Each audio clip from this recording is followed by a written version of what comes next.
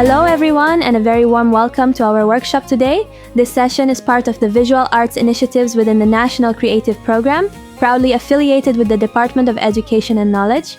My name is Zainab Al-Hashami, an Emirati fine artist, and I specialize in the field of visual arts. In my work, I enjoy using various materials from our surroundings, transforming them into new modern art. So today, in our workshop, we'll be using palm frond weaving, one of the most significant traditional crafts in the Emirates and its heritage. We'll transform it into new contemporary art. Our goals for this workshop are to learn what the palm weaving craft itself truly is and to understand its significant importance within Emirati heritage. At the same time, we will be learning how we can transform this traditional craft into a new contemporary art form by using various different methods. For example, today in the workshop, we will be focusing on the art of printmaking, which is printmaking.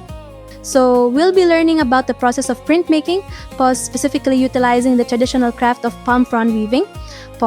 Through this approach, we aim to encourage our students, to articulate their national identity, to connect with aspects of their rich heritage, and to express these connections in their own unique and personal manner.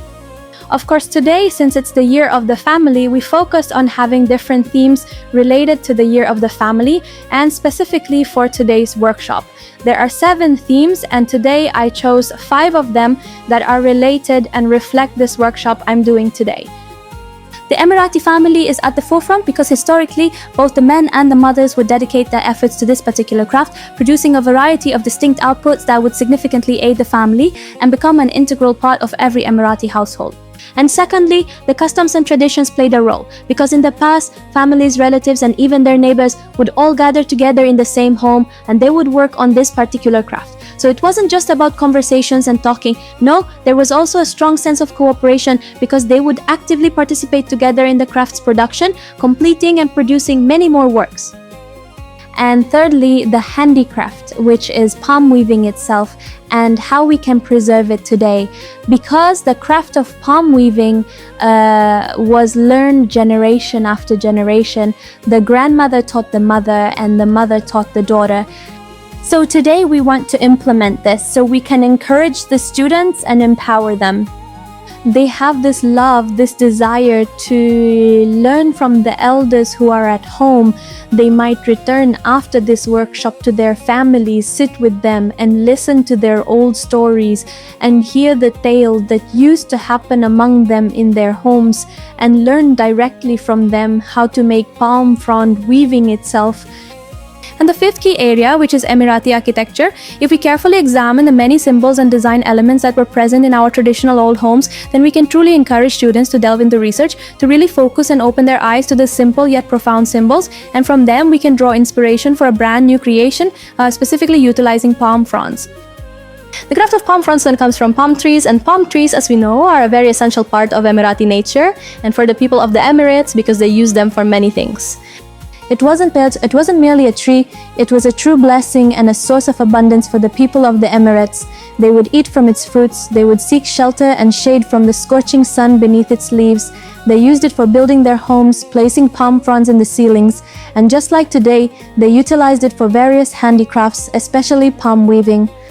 Among the products they used in the beginning were traditional items like al-surut. This is a large plate, and there was also a smaller one. They would use it for all their meals, breakfast, lunch, and dinner. And then there was al-mutashaba, which they used to cover their food from insects and flies. You also have the mahafa, which is essentially a traditional hand fan because in the past it was extremely hot there and they certainly didn't have any air conditioning units. You'll find various items like the tassa, which is a type of bowl, and the basket. And over here there's a distinct shape that resembles a cup.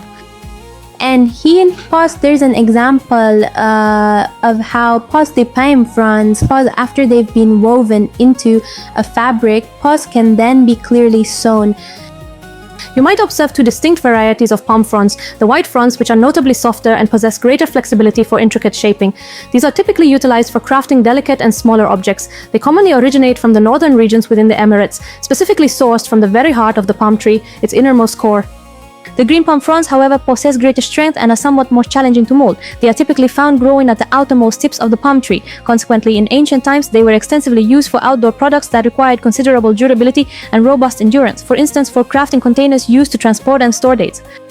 As for the colored palm fronds, they would use the dyes that were readily available around them. They would place them in a pot with boiling water, then add the palm fronds and let them soak. They would then put the dyes on top and mix them thoroughly until they obtained colored palm fronds that they could use to form various decorations and many different things. Today, we can, beyond the natural dyes that are readily available in the market, we also have modern dyes such as holy colors, and we can now use them in a much simpler way, which then provides us with a wide variety of different colors. The craft of weaving with palm fronds is also referred to as al-saf, and when the material is shaped into a long extended form, they call it al-safafa. After that, they carefully take these woven pieces and skillfully shape them by sewing based on the particular item they intend to produce. For instance, something like this surut. As for the different designs, some are called 2-eyed, 3-eyed, 4-eyed, depending on the specific pattern found in the fabric itself. Now, regarding the width, we have the thin type of weaving, like this one here, and then there's the wide type of weaving. The wide one is typically used for larger products, for example, a date bag, which needs a large area and significant width. And then, to begin the weaving process, first we must prepare the palm fronds. First, we must place it in water to thoroughly wet it.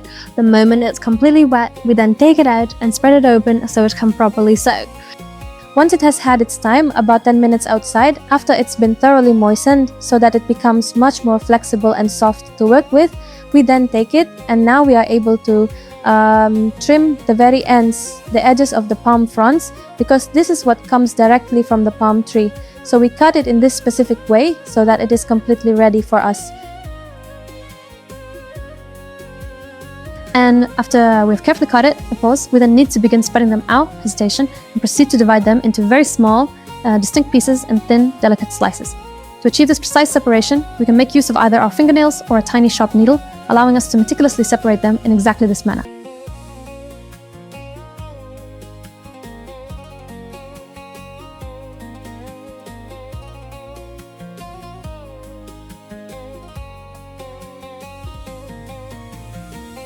Until we have a team that we are able to work with.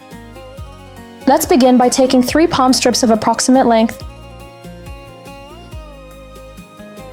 This one is a little bit short in pause, but this will serve our purpose perfectly. Pause. So we'll take 2 pieces in the left hand and just 1 in the right hand. Pause. We'll insert the one from the right hand, the palm strip from the right hand under the first and then over the second, just like this. Pause. We'll push it through between them and then try to balance it so it's perfectly centered in the middle.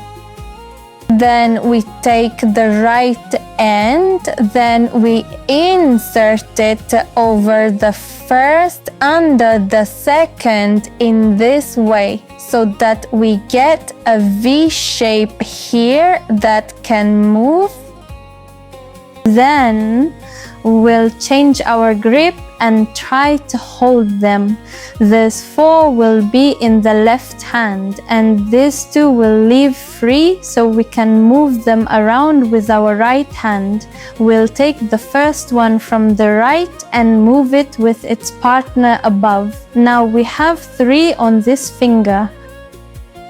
We try to bring them closer from underneath. Then we take what's left and move it between these 2. So it will be over the first, under the second, then over the first again, meaning over, under, over.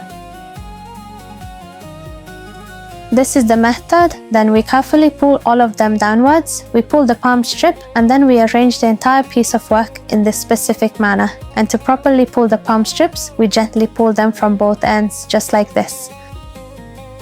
Then we arrange them carefully, ensuring there are no empty spaces between them. We try to bring them as close as possible to each other, and for this specific section, it's crucial that the palm fronds are pliable and soft, because if we don't properly moisten them beforehand, they will become much more prone to breaking, and our entire effort will be ruined. So now, following this method, we have successfully positioned 3 pieces on the right side and 3 on the left side. We'll begin by taking from the left side because we've just finished working on the right. So we'll take from the left, then we'll move it down and up and we'll bring them together with the right section, and then we'll press on it so that it moves in a very smooth way. And now we have 2 and then 4. This indicates that is absolutely necessary. We must make them 3 by 3. So we take 1 from here, from the right up, then down, then up again, and now it's up. And this is the way to weave the palm fronds. We fold it in this manner, then we take it over the first, under the second, and over the third, then pull it to the other side. We press down on it and pull it in this specific way so that all of them are close together. We'll continue downwards from this point. The left side will be positioned towards the back and the right side will be facing forward. We need to turn this piece in this specific manner, not in the opposite direction. It absolutely cannot be, inverted or flipped over. No, we're going to wrap it in this particular way. So it's positioned underneath and then over. Then you'll move it to the other side. You'll do exactly the same thing there. The right side needs to be on top, over, under, over. This is how you should do it. First, go down, then come up. You should move up, then move down, and then move up once more. And we continue working in this manner, and we strive with each completion to really bear down on the work so that everything remains perfectly balanced.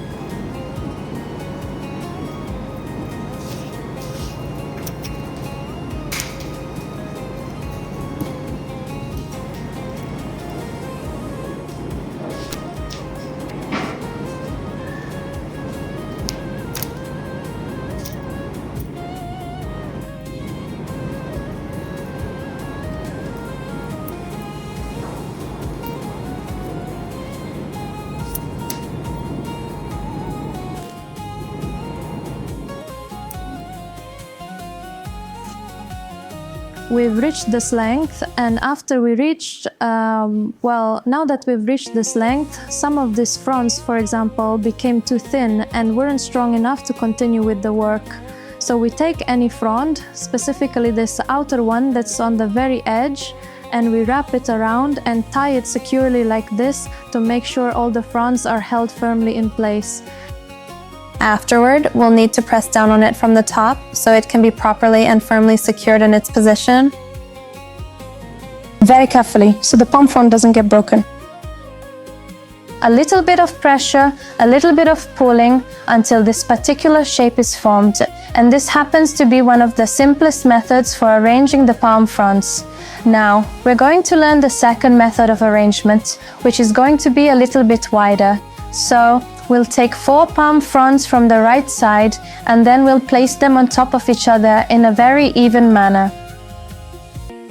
These 4 strips, they must all be the same length. We'll arrange them, then place them carefully one on top of the other. Afterwards, 4 additional fronds.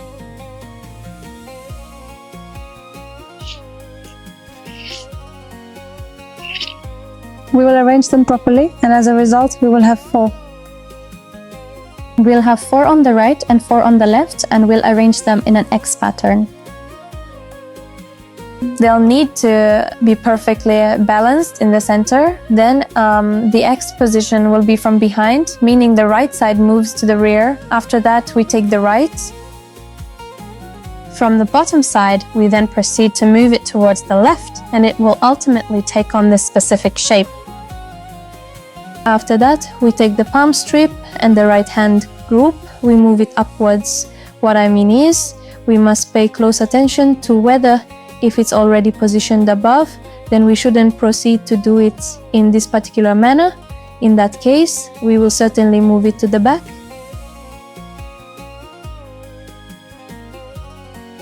After the first one, above the second. So the shape we're working with is this one, and this particular shape can be moved around. So from here, we can begin. We'll be all set. First, let's now adopt this specific method. We'll start to be a little different from the first approach we used. So we'll take the two outermost strands from the left side. This entire group will divide it. There are 4 strands in total, so we'll divide them into 2 sections. So we take the 2 pieces at the ends and pull them apart, and they become 2 distinct separate units. And then we take the 4 pieces that are positioned on top and we divide them. So they become 2 separate units, 2 separate units, and 2 separate units. Alright, we have 4 on the left hand side. We take the one that's at the top and we move it down. Then we take the final one, and we move it up. We'll take it and move it upwards, then bring it downwards, then elevate it once more, and then we'll incorporate it into the second group. And we pull it like this. It's the same situation here. We have 3 distinct groups, so we'll take the group that's positioned at the top because this particular one is already extending upwards. Then we'll proceed to take from the right hand side. We'll consistently find ourselves with something above, which we then divide, and subsequently we'll divide those elements that are located in the middle. And then already at this point, we'll have 2 of them. So the most important thing is to divide them into 2, 2, 2, 2. So now, given that we have this particular collection right here, this specific group, we're going to take the left-hand section, then the right-hand section, we'll move it in an upward direction, then bring it down, and then move it up again, and finally, we'll transfer it over to the other designated positions.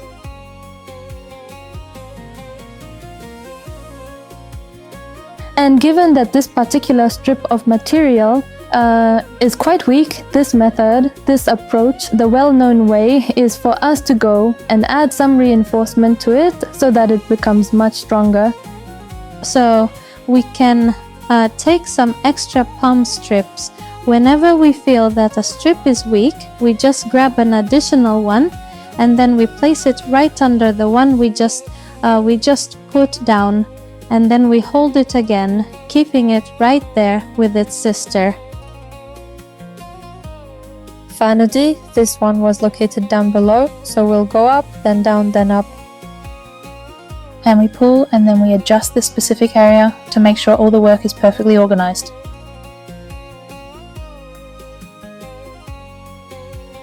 And we'll continue on in the same exact way, down, then up, then down, and then up again.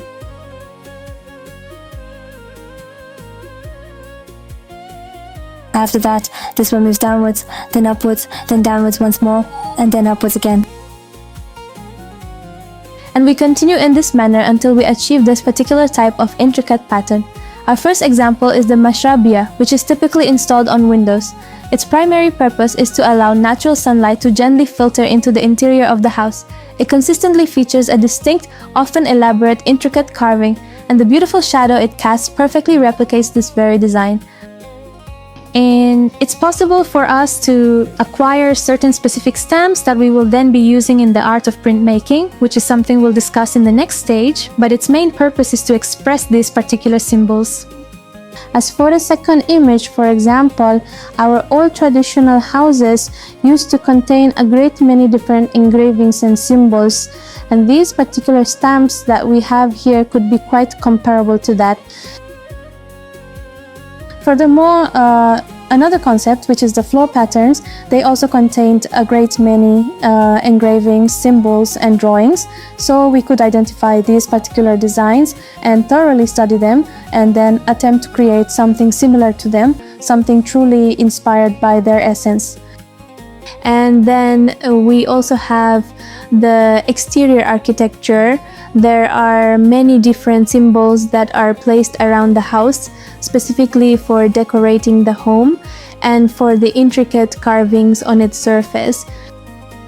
So these stamps, we can either obtain them already prepared and available in the market, or we could encourage the student, encourage the student to actually create them by themselves. For instance, he could take some clay, and then he would carve into it to create these particular symbols, or he might bring that same sponge and then cut it into specific shapes to form these elements and symbols. Furthermore, if we wish to introduce the palm fronds at this particular stage, it's possible for us to obtain the palm fronds themselves and then cut them into the exact shape that we want, making them closely resemble the forms of these elements and symbols. So here's an idea of how we can transform this weaving we've made into a stamp using palm fronds.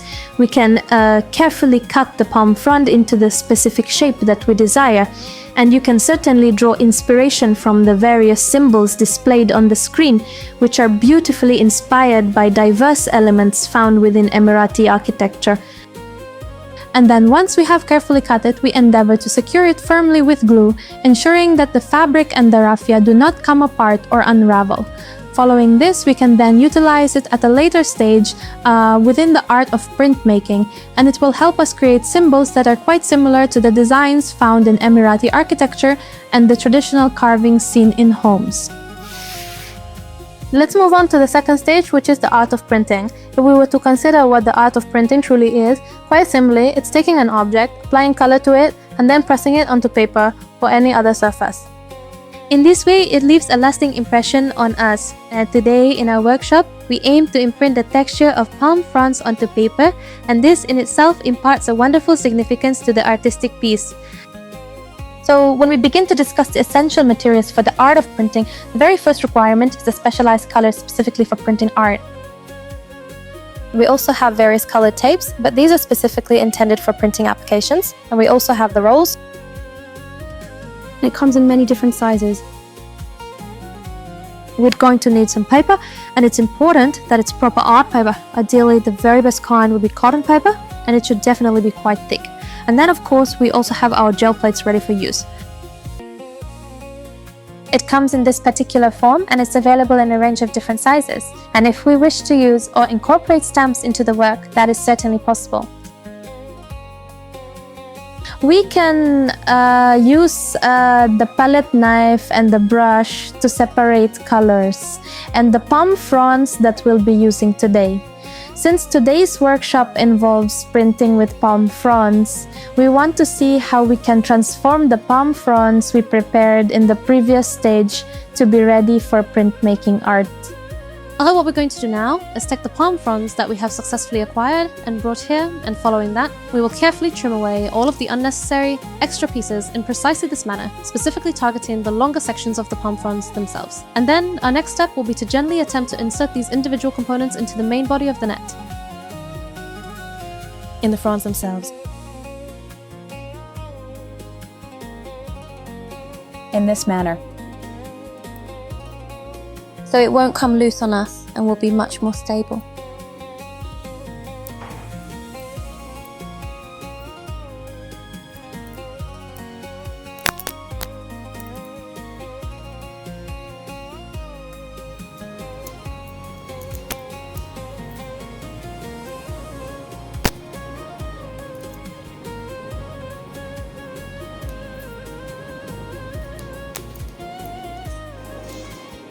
And if we happen to have any additional items,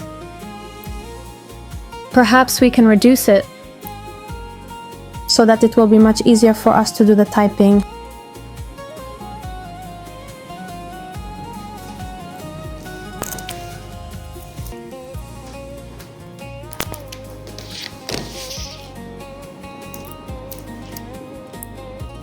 Let's put it together,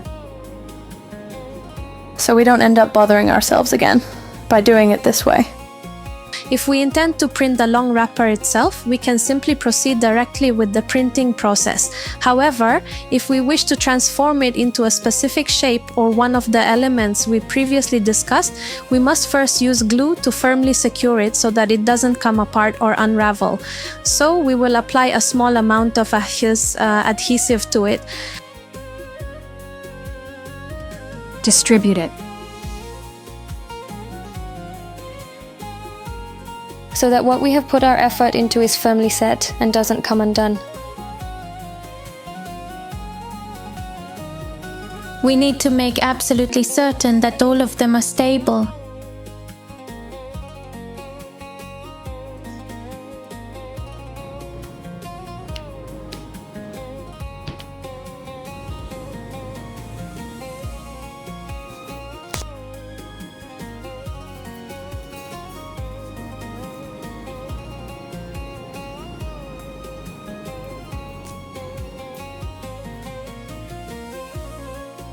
Like this, and let it dry a while.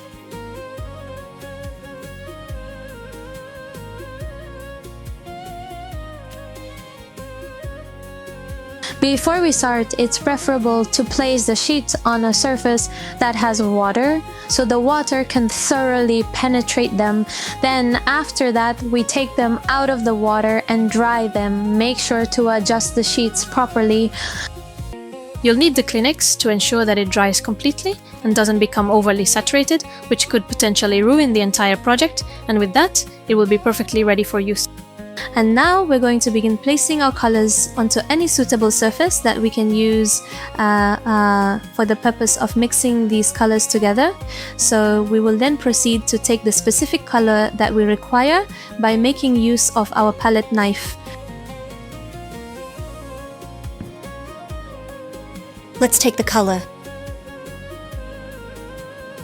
And we put it. Here, we could probably use a Kleenex to wipe this area clean, don't you think?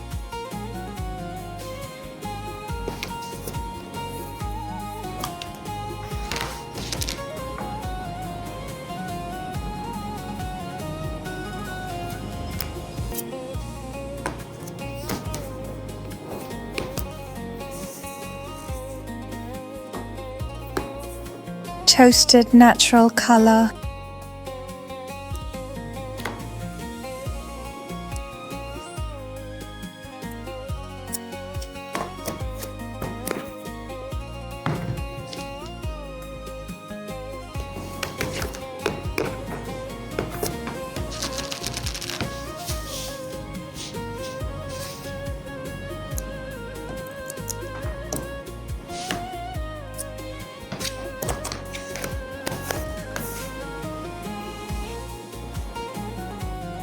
Once we have placed all the necessary colors, we can then proceed to blend them all together.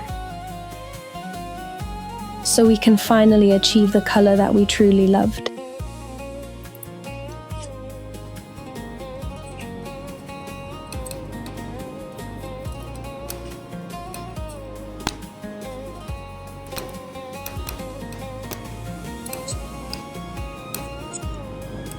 Let's make sure the color is correctly oriented.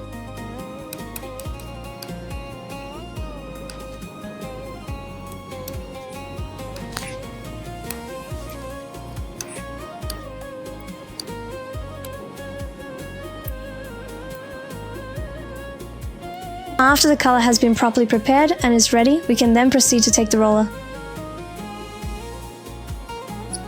In this exact way.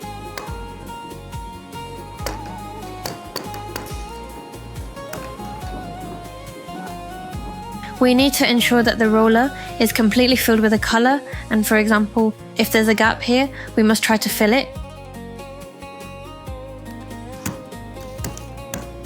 Let's make sure all the color is applied.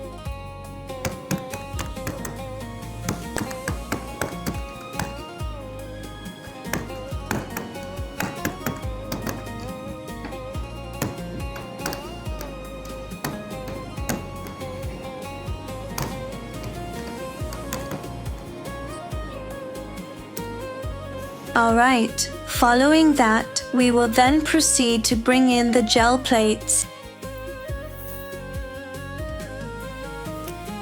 And then we put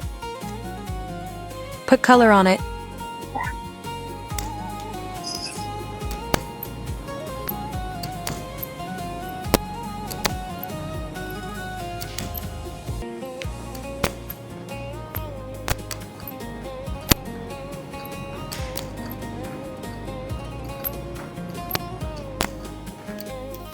And so we confirm that the color. first, we'll apply the sticker right here in this spot. And then what we'll do is take the sheet of paper and carefully place it directly onto the gel plates. After that, we can press down on it, or we can get another roller to add. It is by following this particular method that we can ensure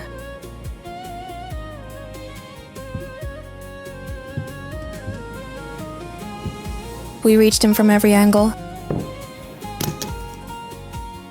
Following this, we'll be able to remove the sheet, and in doing so, we will then possess a foundational basis upon which we can commence our work.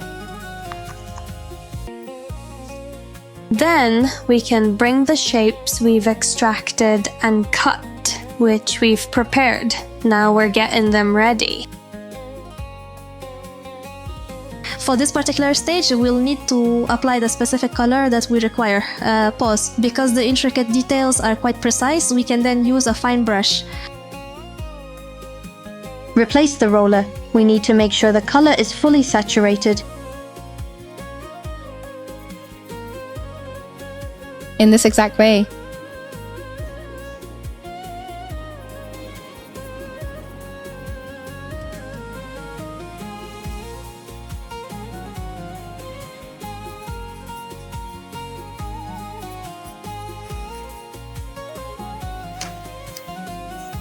After that, we'll go back and retrieve the gel plates. It's possible for us to clean them. We put a little water on it to clean it. We're putting a brand new color here.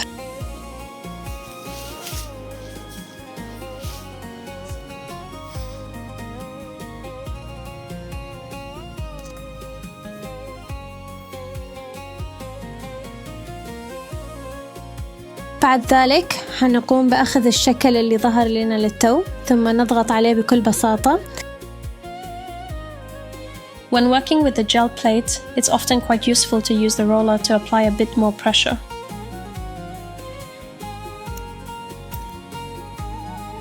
And then we remove it, and the impression of the palm frond will be left behind on the gel plates. Afterwards, we'll be able to begin. We could do it this way, or even the opposite way, by putting the paper on top, but because I really want to clearly see exactly where I'm going to place the drawing, so I'm going to use this specific method, and I'll be putting it down in this particular way. I press on it to make certain that it printed. Then I'll remove it. If the color happens to be too light, we can certainly reapply it, or perhaps use a shade that's a little bit stronger. Perhaps I'm the one who's meant to shape these beautiful roses.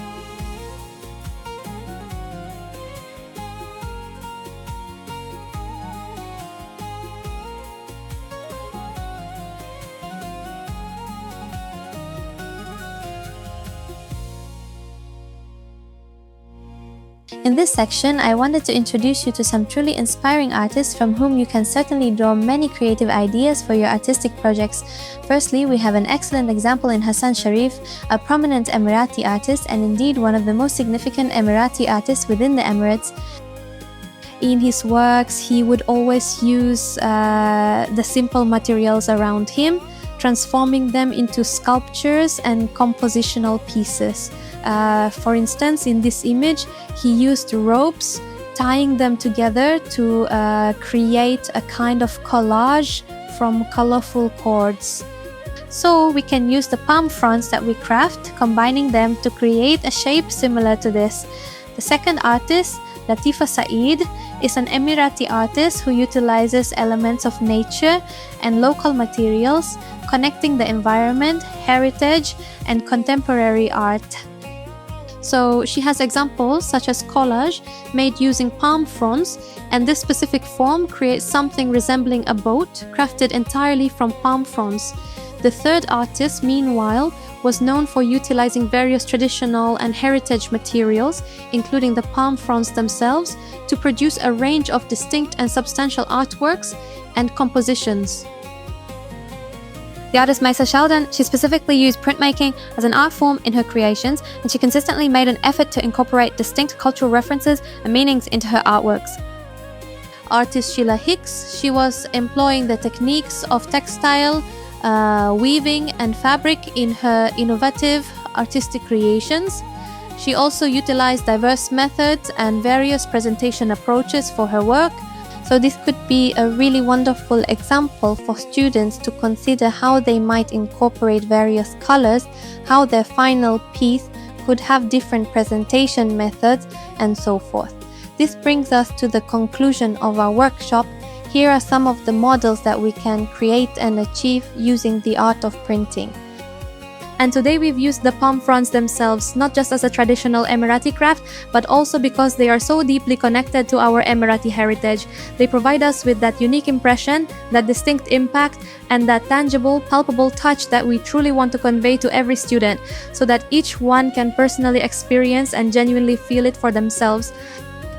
By changing these models using the art of typography, we can achieve different outputs, because this is a starting point from which the student can express themselves with their spirit, ideas, and various styles.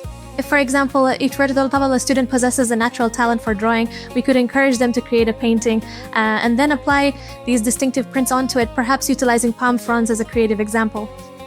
Or, for instance, if a student has a passion for photography, they might capture a beautiful family scene, or perhaps a vivid image of men harvesting dates from a tall palm tree.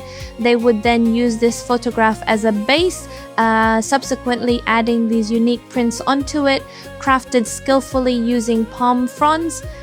We can also make use of cut and paste techniques by employing various papers and different clippings, so that in the end we'll have a finished product and actual artwork.